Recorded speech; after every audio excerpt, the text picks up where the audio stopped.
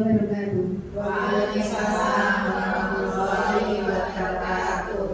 Pertama, marilah kita panjatkan puji syukur atas kehadirat Allah Subhanahu wa Ta'ala yang telah memberikan rahmat dan hidayahnya sehingga pada kesempatan hari ini kita dapat berkumpul di sini dalam keadaan sehat walafiat tanpa kurang satu apapun. Saya selaku pembawa acara akan membawakan susunan acara pada pagi hari ini. Yang pertama, pembukaan. Yang kedua, sambutan kepala sekolah. Yang ketiga, diseminasi. Dan yang terakhir, penutup. Acara yang pertama adalah pembukaan. Marilah kita buka acara pada pagi hari ini dengan bacaan basmalah bersama-sama. Bismillahirrahmanirrahim. Acara yang kedua, sambutan kepala sekolah yang akan disampaikan oleh Ibu Dewi Pujiwati SPD SD. Kepada Ibu Dewi SPD SD, kami persilakan.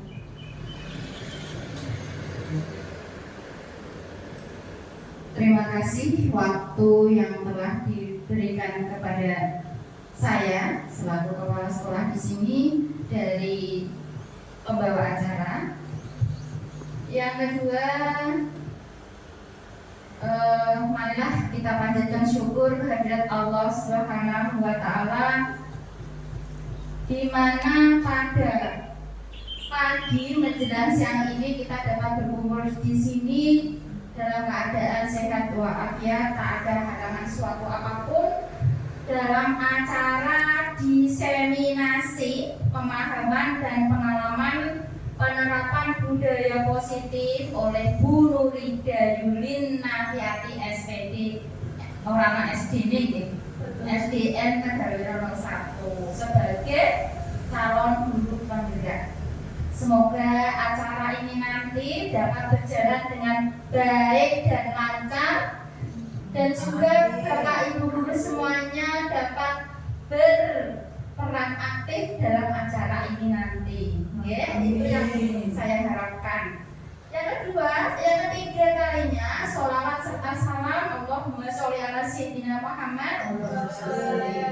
Kita tak lupa haturkan kepada junjungan kita Nabi Agung Muhammad Sallallahu Alaihi Wasallam, karena beliaulah yang kita tunggu-tunggu syafaatnya di hari nanti, dan juga sebagai panutan kita semua.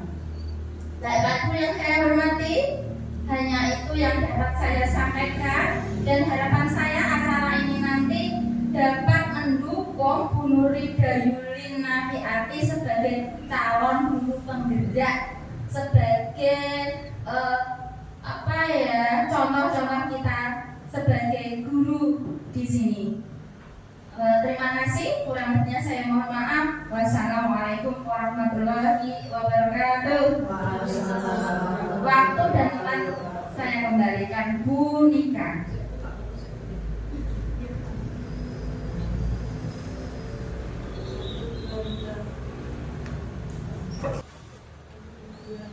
Acara selanjutnya yang ketiga yaitu diseminasi yang akan disampaikan oleh Ibu Nurida Yulin Nafiati SPD. Ibu Nurida, kami persilakan.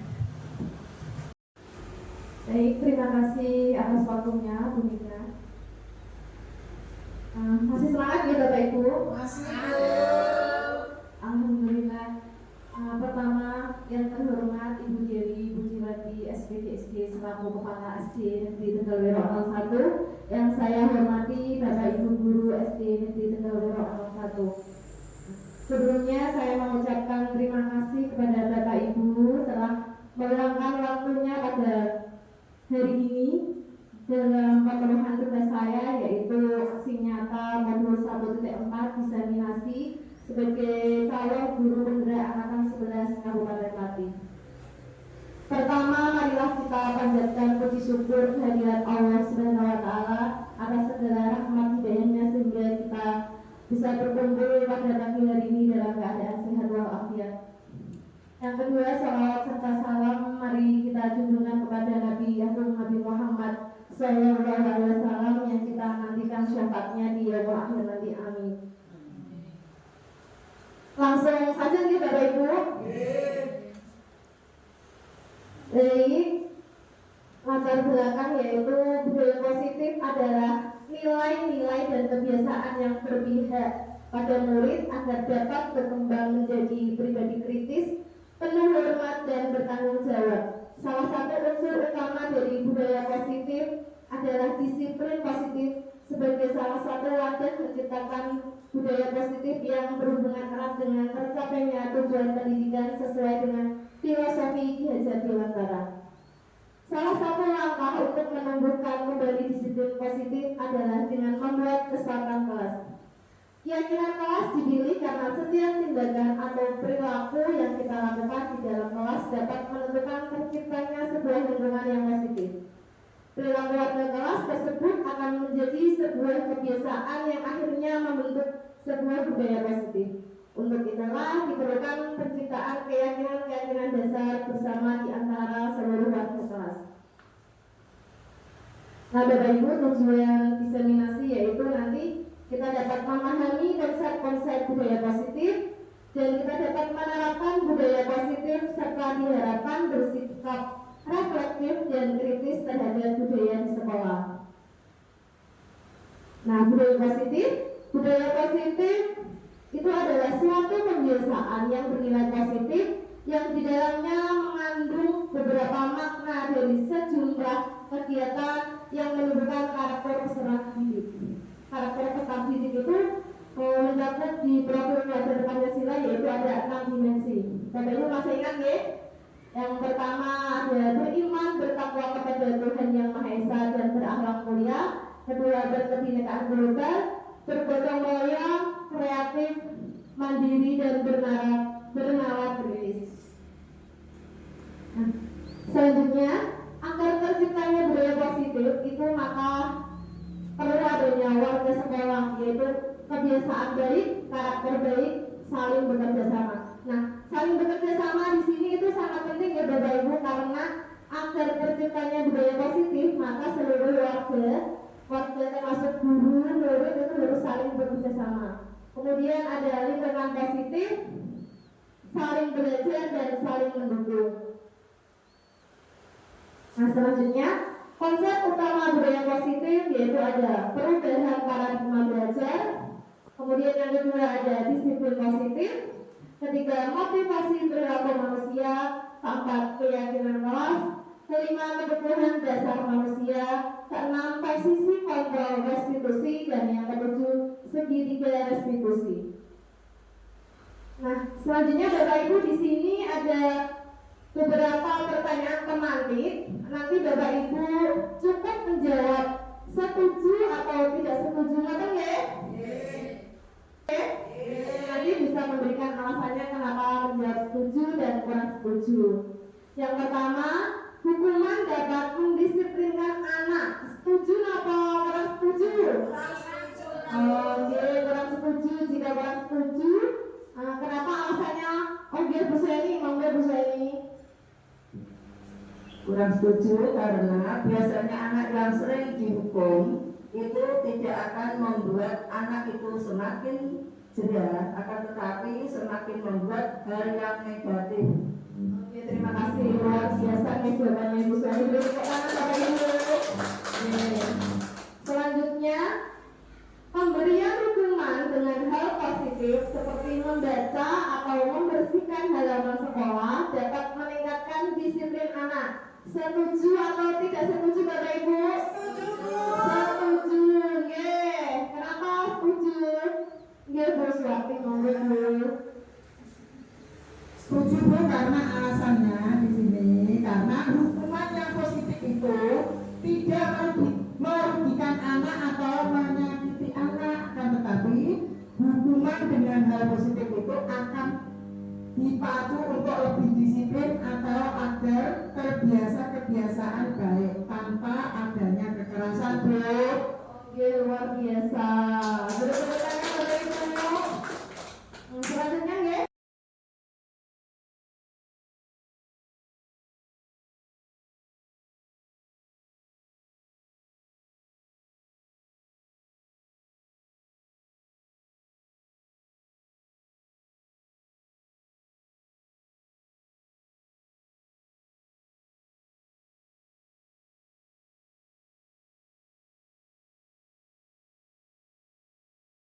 Setuju, karena ketika kita memberikan reward kepada anak, tentunya anak akan senang dan akan lebih semangat untuk mengikuti belajar, Mbak.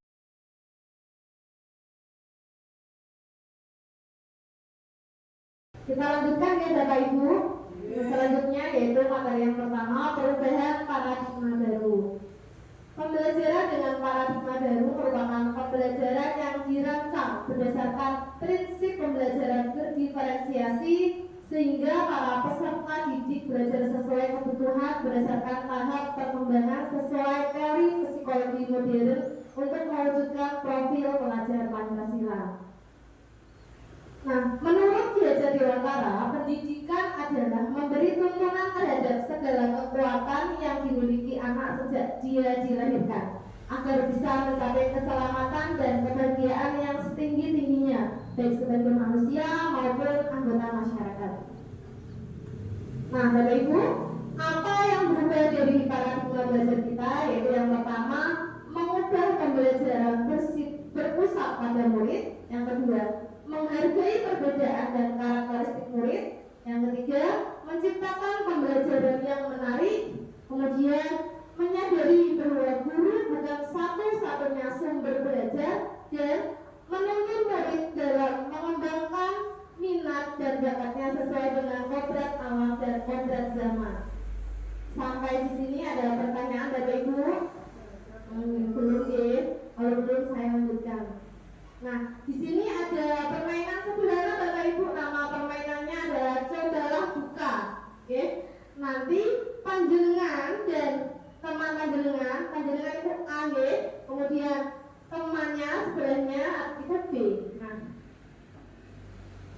Anda atau panjenengan nanti sobeklah secari kertas kecil. Kemudian tuliskan benda atau sesuatu yang sangat berharga untuk Anda. Nanti letakkan di salah satu tangan Anda dan genggam benda tersebut dengan segala daya. Nanti Bapak Ibu membuat kepala tangan nanti sesuatu yang telah ditulis di kertas kemudian digenggam di kepala tangan.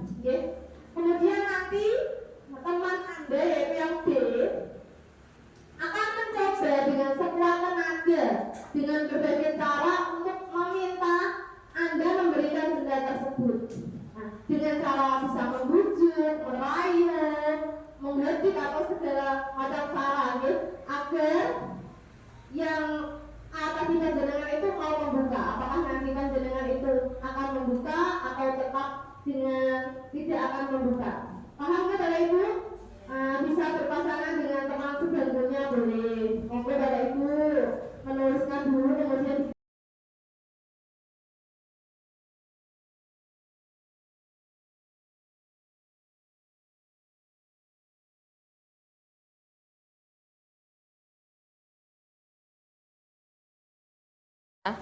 Baik, sekarang ini Bu Sri Kalewati sudah maju ingin mempraktekkan permainan cobalah buka.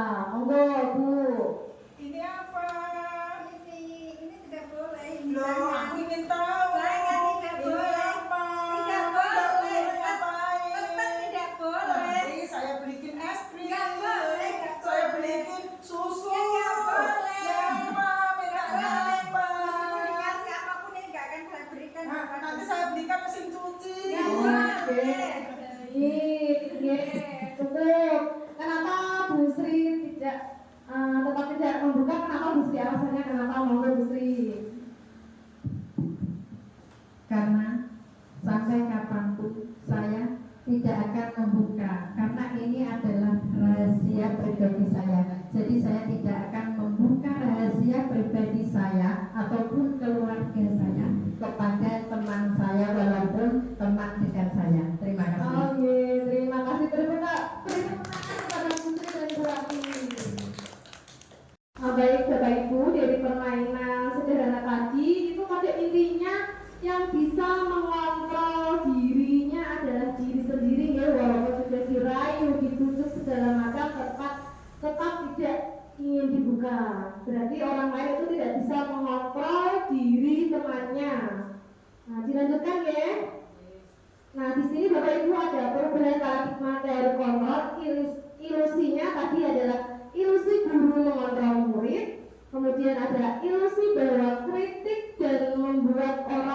rasa bersalah dapat menguatkan karakter. Kemudian ada ilusi bahwa semua penguatan positif, efektif dan bermanfaat. Dan ilusi bahwa orang dewasa memiliki hak untuk memaksa. Nah, selanjutnya Bapak Ibu, ini ada teori stimulus respon dan teori kontrol di sini. Kalau menurut stimulus respon, realita kebutuhan itu kita sama, tetapi menurut teori kontrol, realita kebutuhan kita adalah berbeda. Kemudian stimulus respon, semua orang melihat hal yang sama, tetapi menurut teori kontrol, setiap orang memiliki gambaran yang berbeda. Kemudian stimulus respon, kita mencoba mengubah orang agar berpandangan sama pada kita. Sedangkan menurut teori kontrol, kita berusaha memahami pandangan orang lain tentang dunia. Kemudian menurut stimulus respon, perilaku buruk dilihat sebagai suatu kesalahan. Dan teori kontrol, semua perilaku memiliki tujuan. Nah, ini adalah tadi yang seperti dipraktekkan Bu Sri dan Bu Pati. Kalau menurut stimulus respon, orang lain bisa mengontrol saya, tetapi menurut teori kontrol, hanya Anda yang bisa mengontrol diri Anda. Nah, kita lanjutkan ya Bapak Ibu. Selanjutnya yaitu disiplin positif. Disiplin positif itu adalah tujuannya untuk menciptakan anak-anak yang memiliki disiplin diri, sehingga mereka bisa berperilaku dengan mengacu pada nilai-nilai kebajikan universal.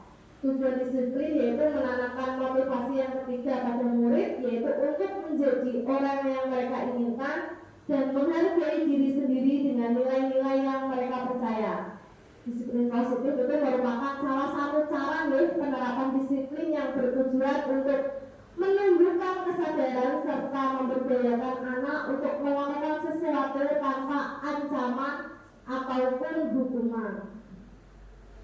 Nah, menurut Gajah Dewantara dan Gosnell, disiplin itu sebagai bentuk kontrol diri, yaitu belajar untuk mengontrol diri agar dapat mencapai tujuan mulia. Tujuan mulia ini adalah mengacu pada nilai-nilai atau prinsip-prinsip yang dianut seseorang atau disebut dengan nilai-nilai kebajikan universal.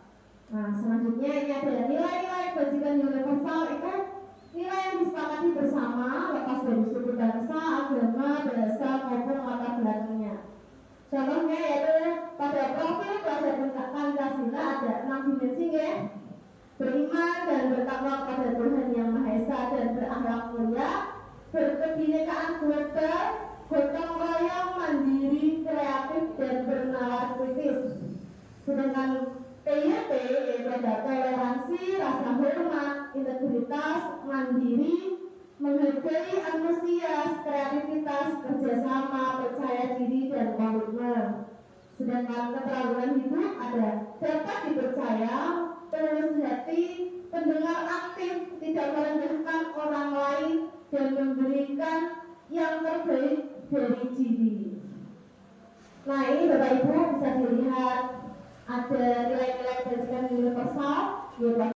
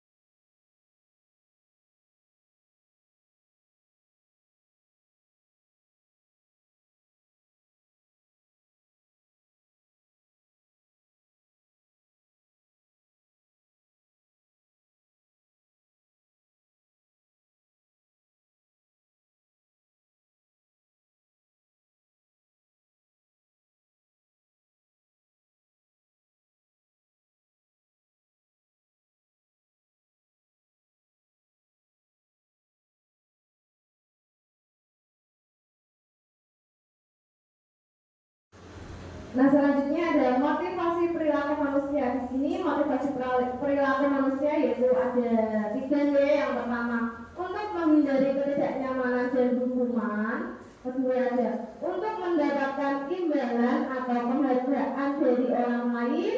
Ketiga, untuk menjadi orang yang mereka inginkan dan menghargai diri sendiri dengan nilai-nilai yang mereka percaya. Nah, menurut Bapak Ibu, motivasi perilaku manusia ini yang ada di diri panjenengan itu kira-kira yang mana ya Bapak Ibu? Oh, yang ketiga, untuk menjadi orang yang mereka inginkan dan menghargai diri sendiri dengan nilai-nilai yang mereka percaya. Jadi kita lanjutkan deh. Nah, yang pertama tadi untuk menghindari ketidaknyamanan atau hukuman. Nah, ini adalah motivasi tingkat terendah nih. Biasanya orang itu melakukan tersebut atau motivasi tersebut karena takut akan hukuman atau menghindari hukuman tersebut. Kemudian yang kedua, untuk mendapatkan imbalan atau penghargaan dari orang lain. Ini adalah satu tingkat di atas motivasi ketidaknyamanan atau hukuman. Nah, biasanya orang itu termotivasi karena kalau ada hadiahnya atau penghargaannya nih. Kemudian selanjutnya yaitu ada untuk menjadi orang yang mereka inginkan dan menghargai diri sendiri dengan nilai-nilai yang mereka percaya. Nah, orang dengan motivasi ini biasanya akan bertanya akan menjadi orang yang seperti apa apabila saya melakukannya. Mereka melakukan sesuatu karena nilai-nilai yang mereka yakini dan hargai. Ini adalah motivasi yang membuat seseorang memiliki disiplin positif, ya? Karena motivasinya bersifat internal, yaitu berasal dari diri kita sendiri. Nah, berarti tadi Bapak Ibu menjawabnya benar ya. Sebagai guru yaitu kita motivasinya adalah untuk menjadi orang yang mereka inginkan dan menghargai diri sendiri dengan nilai-nilai yang mereka percaya. Nah, Bapak Ibu, tujuan dari disiplin positif itu adalah menanamkan motivasi yang ketiga dari teori motivasi, yaitu untuk menghargai diri sendiri, yaitu disiplin diri ya, pada murid-murid kita untuk menjadi orang yang seperti mereka inginkan dan menghargai diri sendiri dengan nilai-nilai yang mereka percaya. Ketika murid-murid kita memiliki motivasi tersebut, mereka telah memiliki motivasi intrinsik ya, berasal dari dalam dirinya dan berdampak jangka panjang. Motivasi yang tidak akan berpengaruh pada hukuman ataupun hadiah. Mereka akan tetap berperilaku baik dan berlandaskan nilai-nilai kebajikan karena mereka ingin menjadi orang yang menjunjung tinggi nilai-nilai yang mereka hargai. Nah, selanjutnya di sini ada hukuman, konsekuensi, dan restitusi. Nah, Bapak Ibu biasanya sudah mendengar kata-kata peraturan ataupun keyakinan kelas. Nah, bila mana ada suatu pelanggaran, tentunya suatu tindakan harus dilakukan. Untuk itu, kita perlu meninjau ulang tindakan penegakan peraturan atau keyakinan kelas kita selama ini ya. Nah, di sini adakah Bapak Ibu yang bisa menjawab atau memberikan penjelasan perbedaan antara hukuman dan konsekuensi? Oh, ini monggo Bu Sri.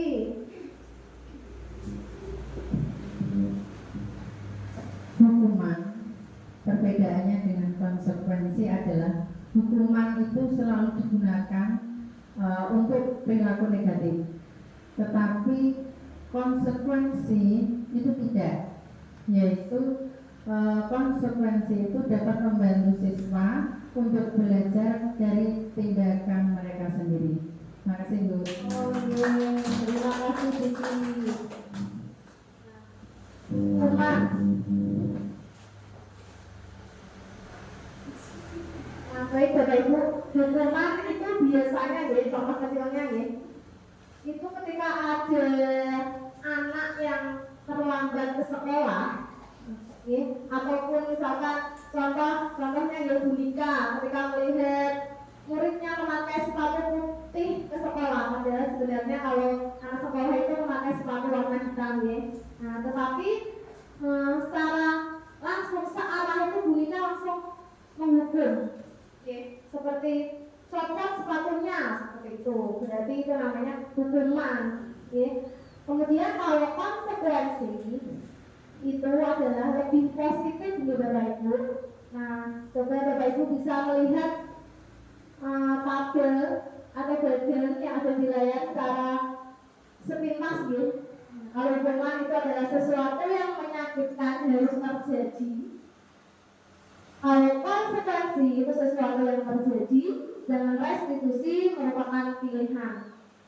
Kira-kira ini yang paling bagus, kira-kira yang mana Bapak Ibu? Hukuman, konsekuensi, atau restitusi? Restitusi. Oh iya, ada yang menjawab restitusi, ada yang menjawab konsekuensi. Nah, berdasarkan bagian di atas, berikut adalah penjelasan tentang hukuman, konsekuensi, dan restitusi. Hukuman itu biasanya bersifat tidak terencana atau tiba-tiba nih Bapak Ibu, bersifat satu arah. Hukuman juga yang diberikan bisa berupa fisik maupun psikis ataupun kata-kata kasar. Seperti tadi ya, hukuman ketika Bu Nika melihat muridnya memakai sepatu warna putih, kemudian Bu Nika bilang, copot sepatu kamu sekarang, keliling halaman 3 kali. Itu berarti searah ya. Keliling halaman 3 kali itu berarti fisik ya, ataupun kata-kata kasar. Kata-kata kasar itu mungkin menurut Bapak Ibu hal yang biasa, tetapi belum tentu untuk menurut anak-anak itu adalah hal yang menyakitkan. Sedangkan konsekuensi sudah terencana dan sudah disepakati. Bentuk-bentuk konsekuensi dibuat oleh guru dan murid sudah mengetahui sebelumnya konsekuensi yang akan diterima bila ada pelanggaran. Contoh kecilnya, misalkan ketika Bu Nika berada di kelas melihat muridnya mengobrol ketika jam pelajaran, nah berarti konsekuensinya anak tersebut akan kehilangan waktu untuk bermain. Nah berarti anak tersebut ketika istirahat, konsekuensinya harus mengerjakan tugas tambahan karena telah mengobrol ketika jam pelajaran. Ataupun juga ketika anak mencoret-coret meja, berarti konsekuensinya anak tersebut harus membersihkan meja. Nah, selanjutnya restitusi adalah proses menciptakan kondisi bagi murid untuk memperbaiki kesalahan mereka, sehingga mereka bisa kembali pada kelompok mereka dengan karakter yang lebih kuat. Betul sekali tadi menurut Bapak Ibu yang paling tepat adalah restitusi ya. Nah, di sini ada 9 ciri-ciri restitusi. Nah, bisa Bapak Ibu baca. Yang pertama, bukan untuk menebus kesalahan, namun untuk belajar dari kesalahan. Kedua, memperbaiki hubungan. Kemudian ada tawaran, bukan paksaan ya. Restitusi menuntut anak untuk melihat ke dalam diri.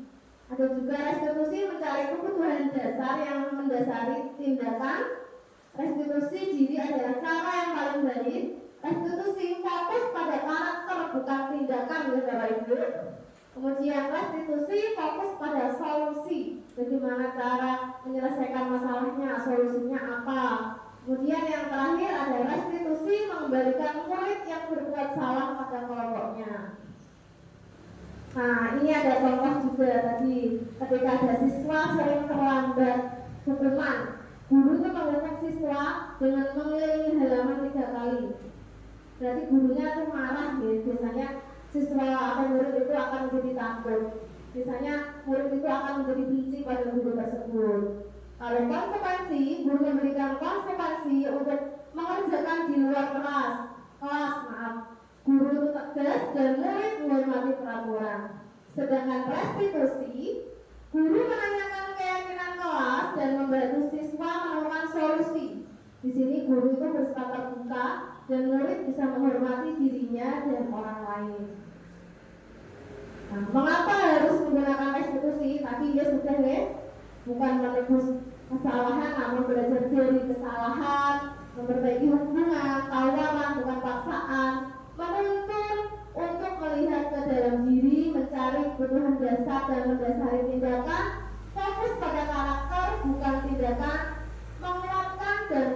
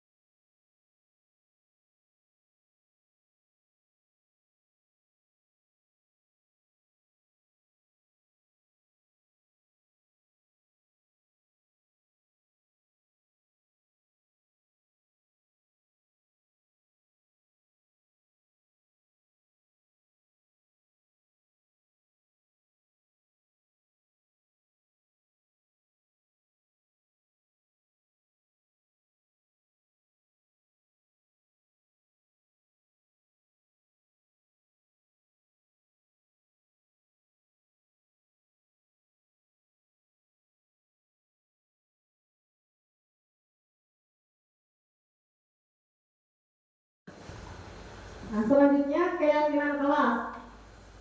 Bapak Ibu pasti sudah sering mendengar deh keyakinan kelas. Mengapa keyakinan kelas bukan peraturan kelas? Mengapa Bapak Ibu? Mengapa? Oh, berbahasa. Kenapa bahasa keyakinan kelas? Karena kalau keyakinan kelas itu berdasarkan dengan kesepakatan antara guru dan guru, sedangkan peraturan kelas itu sudah mutlak ditetapkan oleh guru dan sekolah. Oh, gitu. Tepuk tangan lepas. Kalau sekali kalau peraturan itu hanya guru yang membuat tanpa murid mengetahuinya. Kalau keyakinan kelas itu guru dan murid itu membuat keyakinan kelas bersama. Nah, bagaimana pembentukan keyakinan kelas? Nah, yaitu keyakinan kelas lebih abstrak dari peraturan, berupa pernyataan universal dibuat dalam bentuk kalimat yang positif, sedikit saja agar mudah dipahami dan diingat murid, sesuai dengan kondisi kelas dan sekolah agar mudah diterapkan. Kemudian semua warga kelas dilibatkan dan ikut berkontribusi, bersedia meninjau keyakinan kelas dari waktu ke waktu. Nah, baik Bapak Ibu, ini ada prosedur pembentukan keyakinan sekolah atau kelas. Yang pertama, mempersilakan murid di kelas untuk bercurah pendapat tentang peraturan yang perlu disepakati di kelas. Ini contohnya Bapak Ibu atau murid, yaitu murid menulis atau menuliskan ide suasana kelas yang seperti apa yang mereka inginkan. Nanti murid itu bisa menuliskannya di kertas atau Bapak Ibu bisa memberikan di kertas post-it. Kemudian anak tersebut setelah menulis bisa ditempelkan di papan tulis. Kemudian mencatat semua masukan-masukan para murid. Nah, guru ini setelah anak tersebut menulis idenya dan ditempelkan di papan tulis, guru ini menulis atau mencatat masukan-masukan atau ide tadi. Kemudian gantilah kalimat-kalimat dalam bentuk negatif menjadi positif.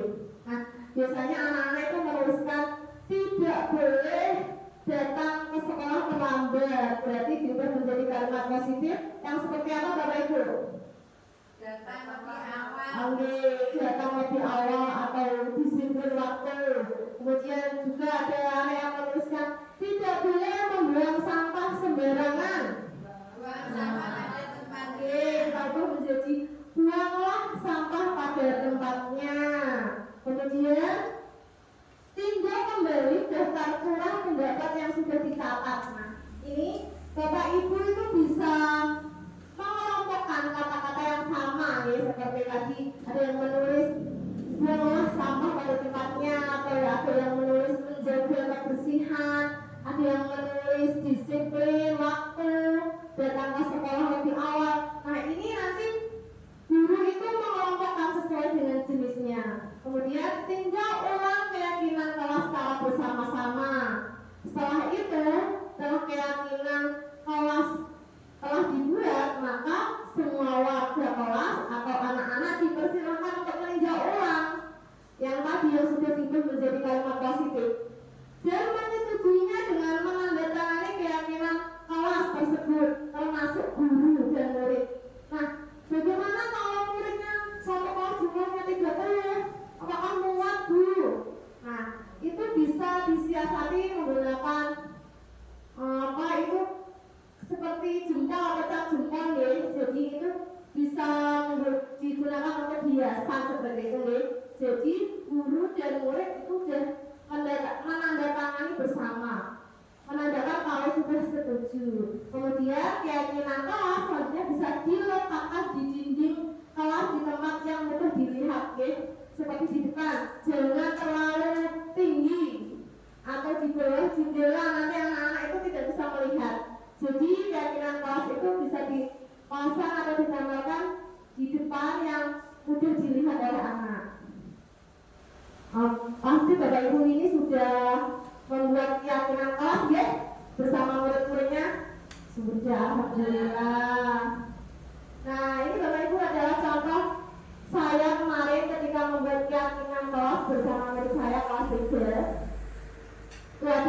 saya berikan post-it atau kertas post-it, kemudian mereka menuliskan ide atau pikiran yang ingin mereka tuliskan, kemudian menambahkannya di papan tulis, dan saya mengubah kalimat negatif menjadi positif. Nah, ini hasilnya. Nah, selanjutnya kebutuhan dasar manusia.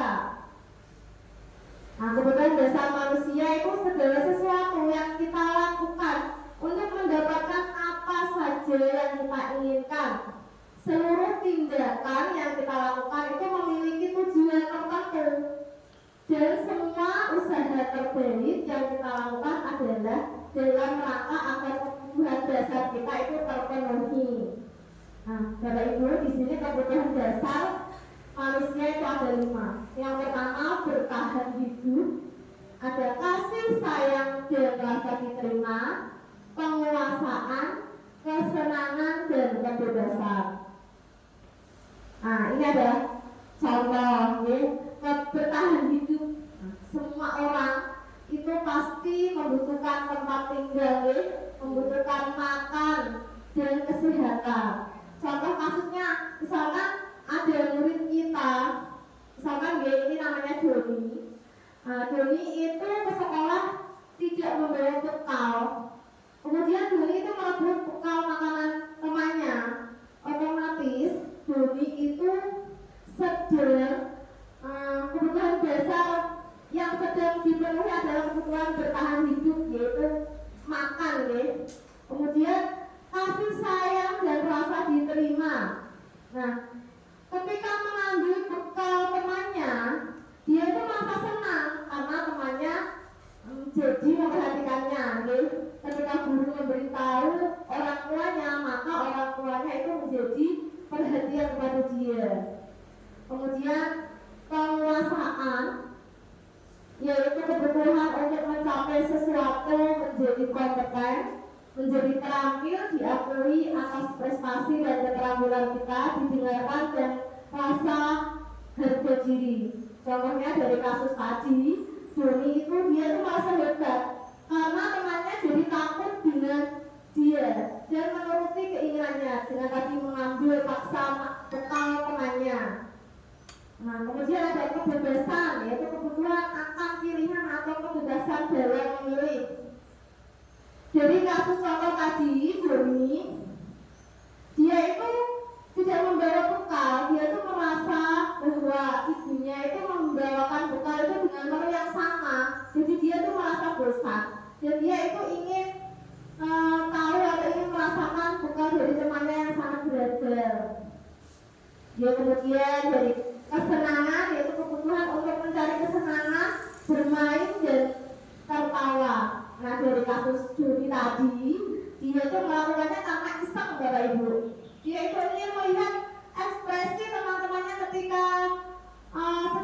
ketika sedih dengan merebut bekal makannya. Jadi itu dia itu merasa senang seperti itu.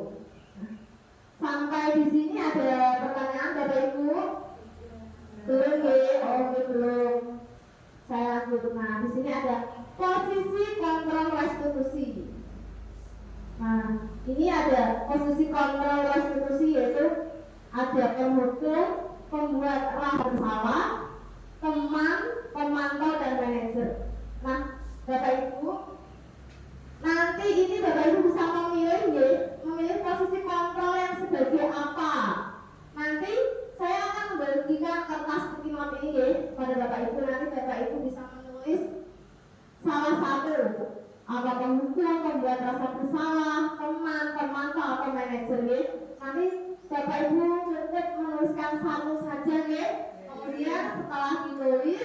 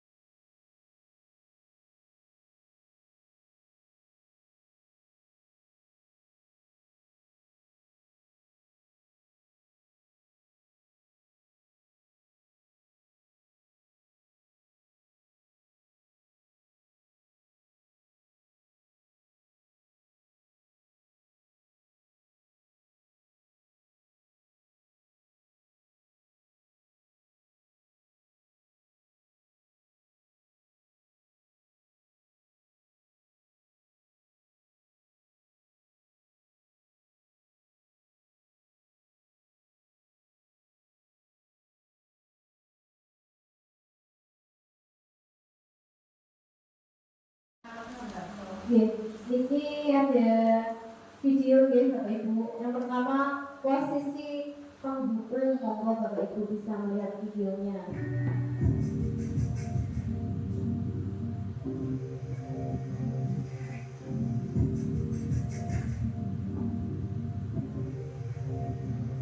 Naren, sini kamu. Selamat pagi, Bu. Selalu terlambat. Kamu deh, pasti terlambat. Maaf, Bu. Saya Apa? Apa coba? Alasan kamu apa lagi? Kapan sih kamu tidak terlambat? Malas sekali ya kamu jadi anak. saya Dasar pemalas. Gak kapok-kapok sih kamu. Sudah berapa kali terlambat?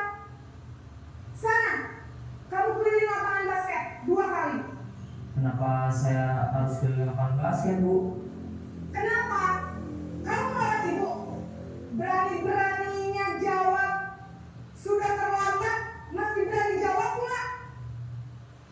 Sekarang, keliling lapangan basket 5 kali sekalian. Biar kapok. Cepat. Pergi sana ke lapangan basket.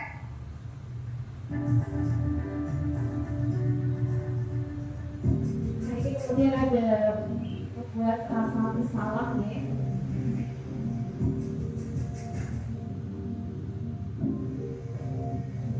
Naren,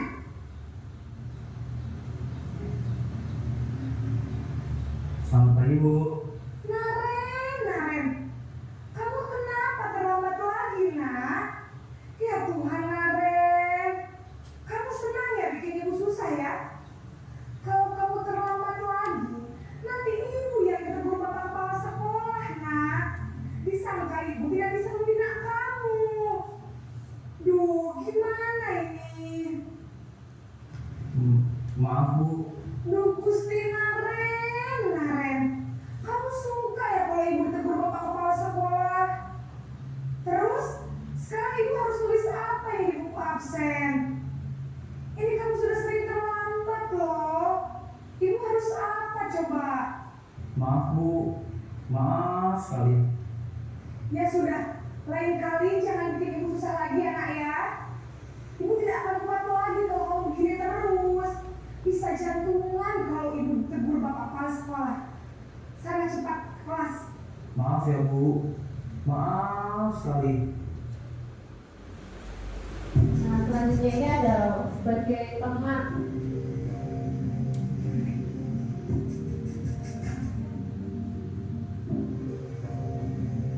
Naren,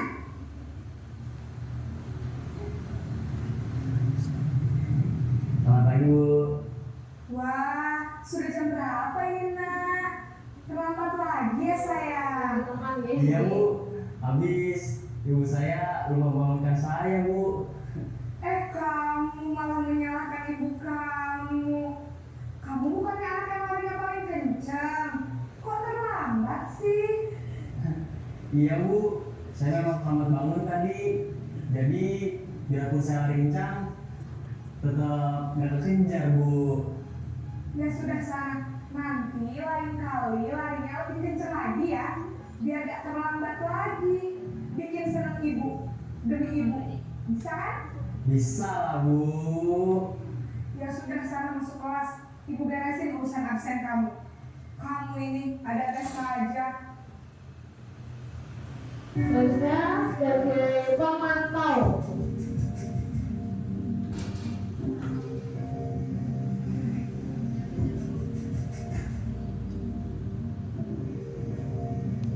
Naren,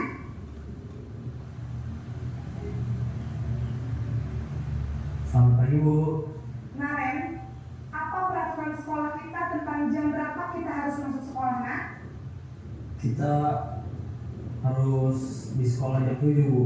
Iya betul, sekarang sudah jam 7.20. Naren sudah tahu konsekuensinya jika terlambat hadir. Paham, Bu. Saya harus tinggal kelas pas jam istirahat selama 20 menit. Iya benar, konsekuensinya demikian.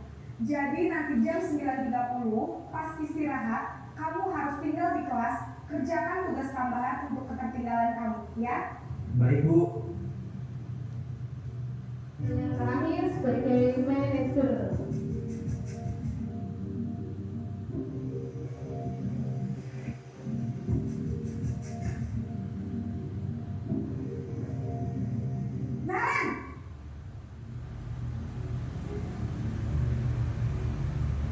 pagi Bu. Selamat pagi Naren. Maaf Bu, saya terlambat. Iya, sekolah masuknya jam 7, sekarang sudah jam 7.20. Jadi sekarang bagaimana ini Naren? Maaf Bu, saya lupa setel alarm saya semalam. Baiklah, menurut kamu, keyakinan sekolah yang mana yang perlu kamu tingkatkan? Menghargai diri sendiri dan orang lain mungkin ya Bu. Setuju. Jadi, apakah Naren meyakini prinsip saling menghormati tersebut? Iya Bu, saya meyakininya. Apakah Naren bersedia memperbaiki masalah keterlambatan ini? Bersedia Bu. Bagaimana kamu akan memperbaiki masalah keterlambatan ini? Saya akan coba untuk tidak lupa menyetel alarm saya Bu. Baik, kalau Naren lupa menyetel alarm di rumah, ada orang yang kira-kira bisa bantu mengingatkan tidak? Ada Bu, kakak saya, Kak Emma. Ada lagi selain Kak Emma? Selain Kak Emma, ada ibu saya. Baik, jadi yang mengingatkan Naren adalah Kak Emma dan ibu kamu ya? Kira-kira akan mulai set alarm kapan nih Naren? Setelah pulang sekolah, akan segera saya lakukan. Baik, jadi Naren akan setel alarm untuk bangun besok pagi dan akan diingatkan oleh kakak dan ibunda Naren ya. Ada lagi yang mungkin perlu dilakukan Naren agar tidak terlambat bangun lagi? Tidak ada Bu. Baik Naren, terima kasih untuk kerjasama kamu. Sekarang kamu perlu kembali ke kelas untuk belajar. Baik Bu, terima kasih.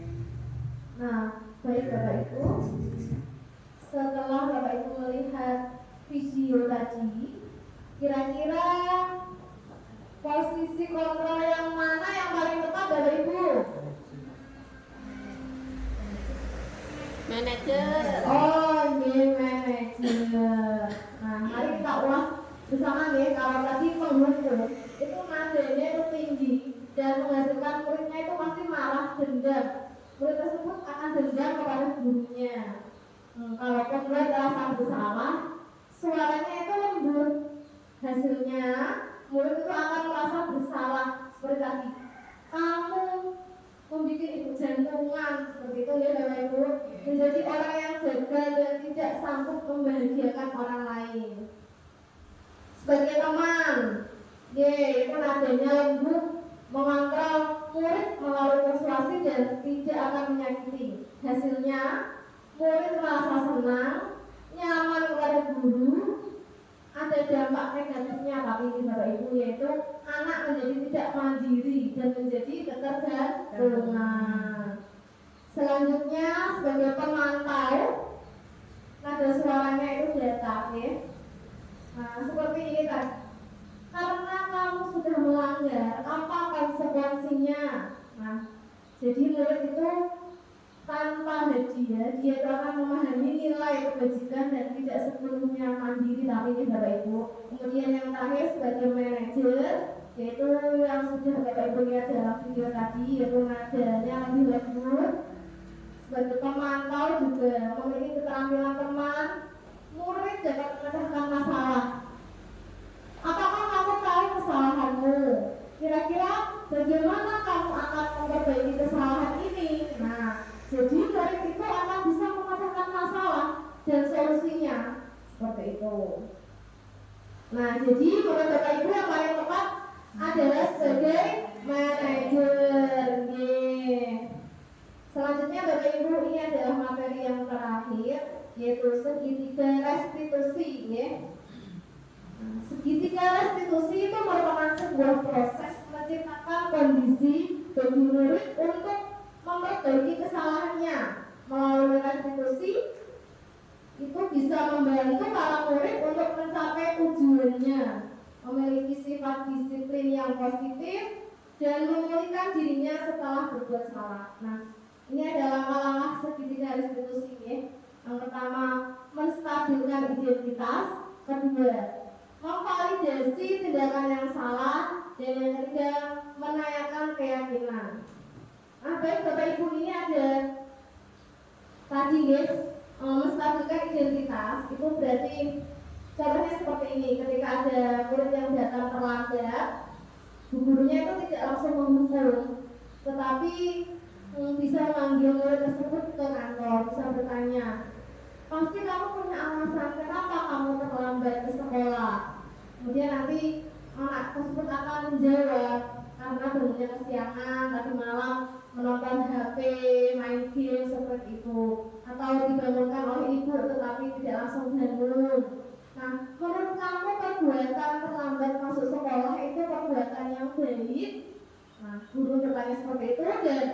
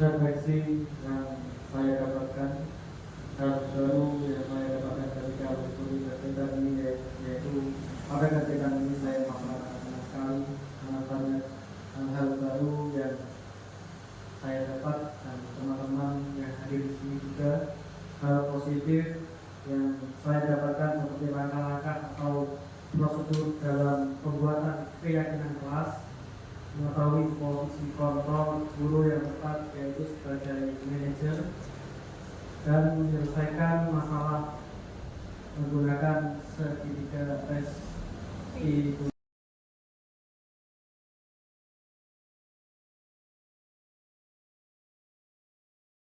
saya lakukan setelah mendapatkan materi ini.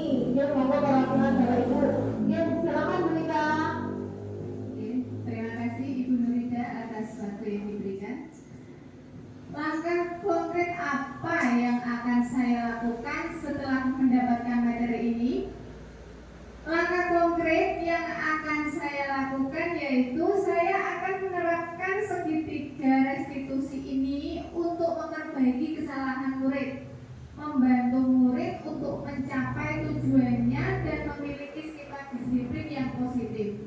Dengan langkah-langkah restitusi yaitu menstabilkan identitas, memvalidasi tindakan yang salah, dan menanyakan keyakinan. Terima kasih Ibu. Terima kasih Bulika.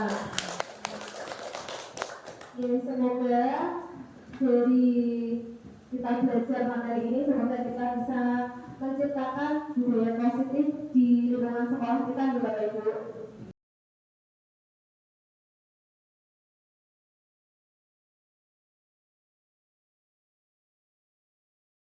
Acara yang terakhir adalah penutup. Marilah kita tutup acara pada hari ini dengan bacaan hamdalah bersama-sama. Alhamdulillahirabbil alamin. Saya selaku pembawa acara, apabila ada tutur kata yang kurang berkenan, mohon maaf dan terima kasih. Wassalamualaikum warahmatullahi wabarakatuh.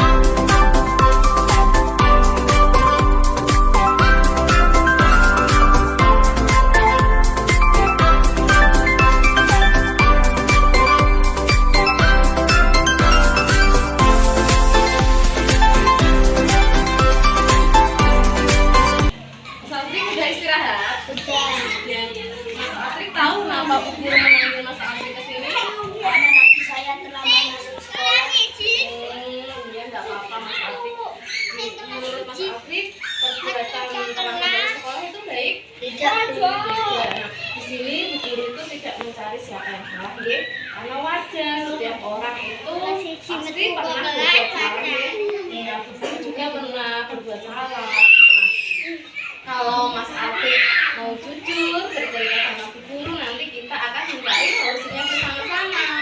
Ya? Mas Afif, kenapa Mas Afif itu jangan sekolah? Pasti Mas Afif punya alasan, ya? Kenapa? Karena tadi malam saya tidur jam 11 dan setelah belajar saya main HP. Oh, begitu. Nah, Ibu Mas Afif kemana? Tidak membangunkan Mas Afif? Sudah dibangunkan tapi saya tidur lagi. Makanya jadi terlambat sekolah, ya? Nah, tidak apa-apa Mas Afif. Nah, Mas Afif, kira-kira Mas Afif sudah menerapkan keyakinan kelas bersama teman-teman belum kemarin? Sudah. Sudah? Apa?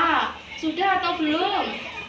Kayaknya sudah. Yang disiplin waktu. Oh, belum ya berarti ya? Karena kan terlambat masuk sekolah, berarti Mas Afif itu belum menerapkan disiplin disiplin waktu. Iya. Kemudian Mas Afif belum menghargai diri sendiri, nggih, karena kan terlambat masuk sekolah.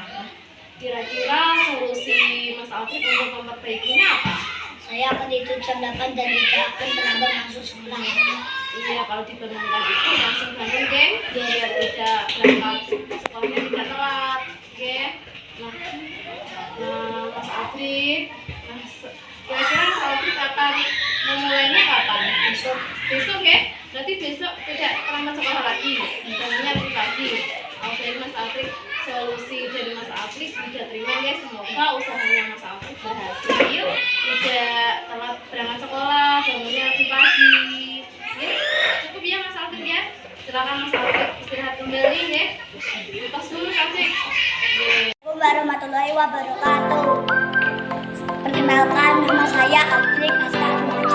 Saya senang sekali karena telah membantu saya mencari solusi